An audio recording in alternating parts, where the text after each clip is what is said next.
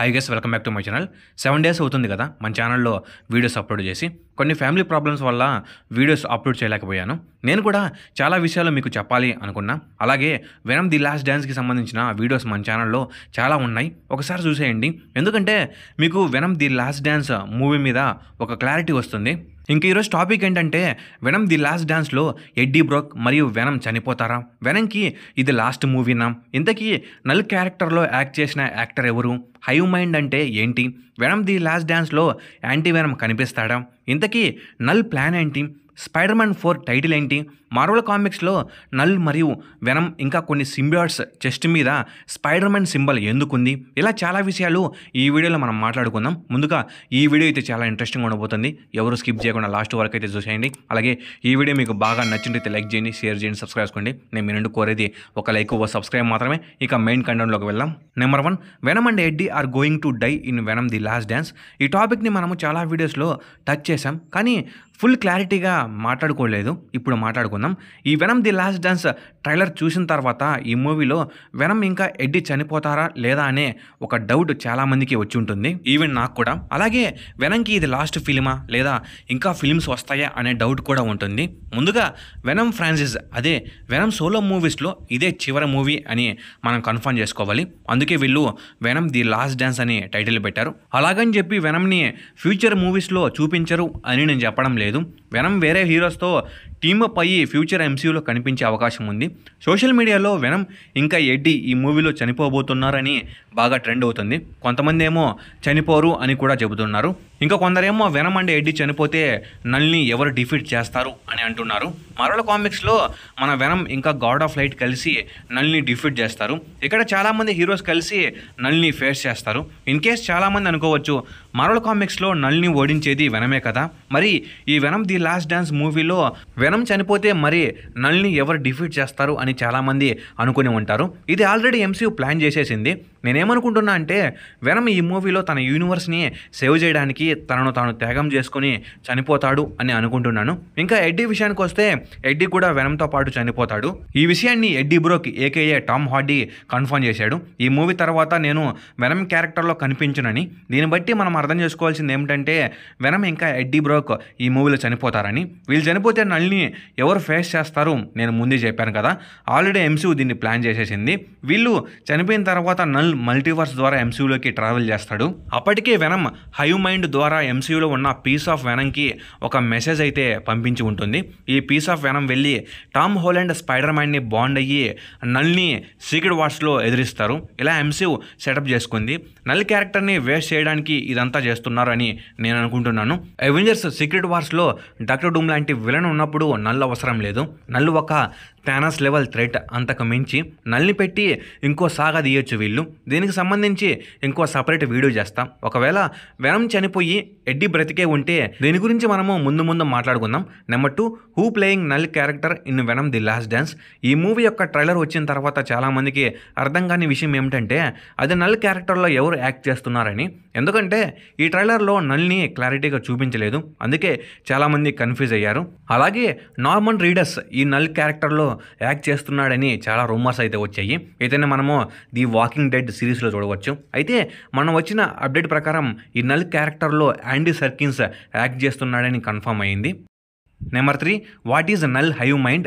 Venom topics మీద video చేసిన చాలామంది యూట్యూబర్స్ ఇంకా నేను కూడా నల్ హైవ్ మైండ్ అని చెబుతూ ఉంటాం, కానీ చాలామందికి అర్థం కాదు. ఈ హైవ్ మైండ్ని మనము ఈ వెనమ్ ది లాస్ట్ డాన్స్ ట్రైలర్లో కూడా చూడవచ్చు. హైవ్ మైండ్ అంటే ఏంటో నేను మీకు క్లారిటీగా ఎక్స్ప్లెయిన్ చేస్తాను. క్రియేటర్ ఆఫ్ సింబియాట్స్, గాడ్ ఆఫ్ సింబియాట్స్ నల్లే కాబట్టి ఈ నల్ మార్వెల్ యూనివర్స్లో ఉన్న ప్రతి ఒక్క సింబియాట్ని కంట్రోల్ చేయడానికి ఒక టెలిపాథిక్ కనెక్షన్ని క్రియేట్ చేసుకుంటాడు. అంటే నల్ తన మైండ్ ద్వారా ప్రతి ఒక్క సింబియాట్ని కంట్రోల్ చేస్తాడు. దీన్నే మనము హైవ్ మైండ్ అంటాం. అలాగే చనిపోయిన సింబియాట్స్ అన్నీ కూడా ఈ హైవ్ మైండ్లోకి వెళ్ళిపోతాయి. ఒక విధంగా చెప్పాలంటే ఆస్గార్డియన్స్ చనిపోయిన తర్వాత వల్హల్లాకి ఎలా వెళ్తారో అలాగే సింబియాట్స్ చనిపోయిన తర్వాత ఈ హైవ్ మైండ్లోకి వెళ్ళిపోతారు. ఇప్పుడు మీకు హైవ్ మైండ్ అంటే ఏంటో బాగా అర్థమైంది అనుకుంటాం. నెంబర్ 3, వీళ్ళు anti Venom appear in Venom the last dance. ఎంసీయూలో ఈ సింబియాట్స్కి అంటూ ఒక సపరేట్ ఫ్యాన్ బేస్ ఉంటుంది. చాలామంది ఈ సింబియాట్స్ని ఇష్టపడతారు, ఈవెన్ నేను కూడా. అయితే ఈ మూవీ వెనమ్ ది లాస్ట్ డాన్స్లో కనిపించబోయే సింబియాట్స్ మీద ఒక వీడియో చేశా, చూడకపోతే వెళ్ళి చూసేయండి. అయితే ఎంసీయూలో anti Venom character one of the most powerful character. అలాగే పవర్ఫుల్ సింబియాట్స్లో ఈ యాంటీ వెనమ్ కూడా ఒకటి. అయితే యాంటీ వెనమ్ ది లాస్ట్ డాన్స్లో కనిపిస్తుంది అనే ఒక రూమర్ ఉంది. అది ఎలా అని తెలుసుకుందాం. ఈ మూవీ యొక్క పోస్ట్ క్రెడిట్స్లో యాంటీ వెనమ్ని చూపించే అవకాశం ఉందని చాలామంది అంటున్నారు. నేను ఫస్ట్లో ఒక విషయం చెప్పాను కదా, వెనమ్ ఎడ్డీని కాపాడి తను చనిపోతే ఏంటి అని. మార్వెల్ కామిక్స్లో ఎడ్డీ వెనమ్ నుండి సపరేట్ అయిన తర్వాత ఎడ్డీ మిస్టర్ నెగిటివ్ అనే ఒక క్రిమినల్ దగ్గర జాబ్లో జాయిన్ అవుతాడు. అలా ఎడ్డీ తనకు క్యాన్సర్ ఉందని తెలుసుకుంటాడు. అప్పుడు ఈ మిస్టర్ నెగిటివ్ ఎడ్డీ మీద ఒక ఎక్స్పెరిమెంట్ చేయడం వల్ల ఎడ్డీలో ఉన్న వెనమ్ యొక్క కోడెక్స్ కారణంగా ఎడ్డీ నుండి యాంటీ వెనమ్ బయటకు వస్తుంది. అయితే ఇక్కడ ఎడ్డీ బ్రతికే ఉంటే వెనమ్ లేడు అనే బాధలో హాస్పిటల్లో జాయిన్ అవుతాడు. అలా కొన్ని రోజుల తర్వాత ఎడ్డీకి క్యాన్సర్ ఉందని తెలుసుకుంటాడు. ఇంకా అప్పుడు ఎడ్డీ నుండి యాంటీ వెనమ్ పుడుతుంది. ఇలా ఈ సీన్ ఈ Venom the last dance post క్రెడిట్స్లో చూపిస్తారని అనుకుంటున్నాను. ఇన్ కేస్ సోనీ వాళ్ళు యాంటీ వెనమ్ని ఫ్యూచర్లో చూపించాలనుకుంటే ఇలా చేస్తే బాగుంటుందని నా ఫీలింగ్. ఇది జస్ట్ తీరేనే. టామ్ హార్డీ వెనమ్ రోల్లో కనిపించను అన్నాడే కానీ వేరే సింబియాట్స్గా కనిపించను అనలేదు. Number 4 spider-man 4 title. స్పైడర్-మ్యాన్ 4 గురించి మనము ప్రీవియస్ వీడియోస్లో కూడా చాలా మాట్లాడుకున్నాం. ఇప్పుడు కూడా ఇంకొన్ని విషయాలు తెలుసుకుందాం. ఈ మూవీ యొక్క స్టోరీ అనేది గ్రౌండ్ లెవెల్లో మరియు కొంచెం మల్టీవర్సల్లో ఉంటుంది అని మార్వెల్ కన్ఫర్మ్ చేసింది. అలాగే ఈ మూవీ యొక్క టైటిల్ కోసం చాలామంది వెయిట్ చేస్తున్నారు. అయితే మనం వచ్చిన రూమర్ ప్రకారం ఈ మూవీకి స్పైడర్-మ్యాన్ కింగ్ ఇన్ బ్లాక్ అని టైటిల్ ఇచ్చారు. ఇది ఎంతవరకు నిజమా అబద్ధమా అని చెప్పలేము. నాకు తెలిసినంతలో ఈ మూవీలో మెయిన్ విలన్గా నల్లే కనిపిస్తాడని నేను అనుకుంటున్నాను. అందుకని ఇది ఒక పర్ఫెక్ట్ టైటిల్ అని నేను చెప్తాను. Number 5 what is null plan.